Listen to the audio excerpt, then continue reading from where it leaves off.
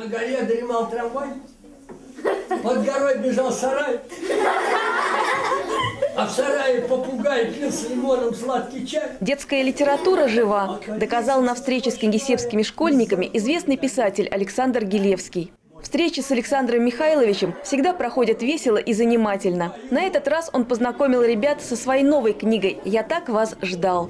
Словом плавает бревнище перед носом у меня.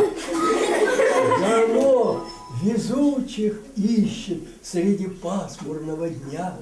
Ищет, тихо напевая, я воробушком лечу.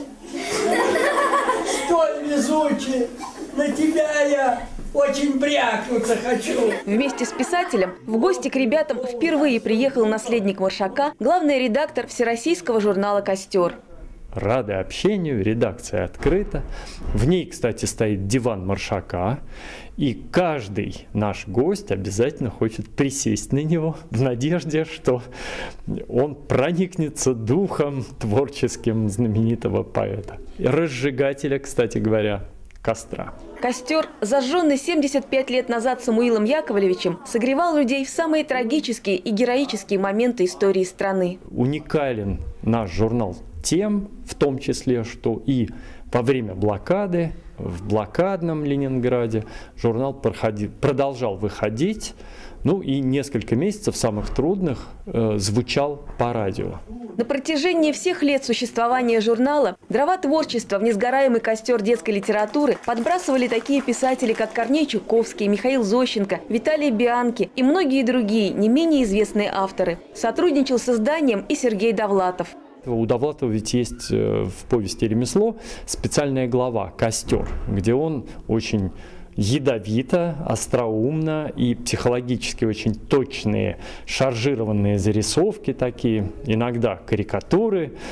Кто-то обижается на это, но я всех, кого я знал лично, все соответствовали абсолютно вот характеристикам Довлатова. Искры от костра достигли и нашего города. На литературной встрече награды за победу в творческом конкурсе «Письма братьям по разуму» вручили 4 юным дарованиям, чьи рассказы получили высокую оценку жюри. Нравились работы всех участников нашего конкурса, но все-таки победителями и лауреатами стали этого конкурса. Начнем мы с девочки. Это Александра Саша Викторова. Саша получает вот такой диплом. Я рассказ про инопланетян составила. Про то, как хороша жизнь на Земле, что нет лучшей земли на свете.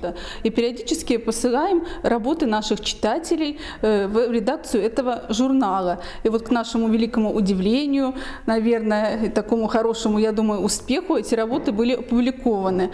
И, конечно, мы постарались пригласить редактора журнала «Костер» к нам, чтобы он увидел этих замечательных ребят, чтобы они увидели его, и как-то вот поощрить, чтобы они и дальше участвовали в разных конкурсах. В этом году ребятам будет предложено много интересных конкурсов, где можно проявить себя, свои способности и талант. Темы узнайте на сайте журнала. Звездочки, зажигайтесь! Виктория Халупина, Андрей Козлов, Кингисеппское телевидение, Ям ТВ.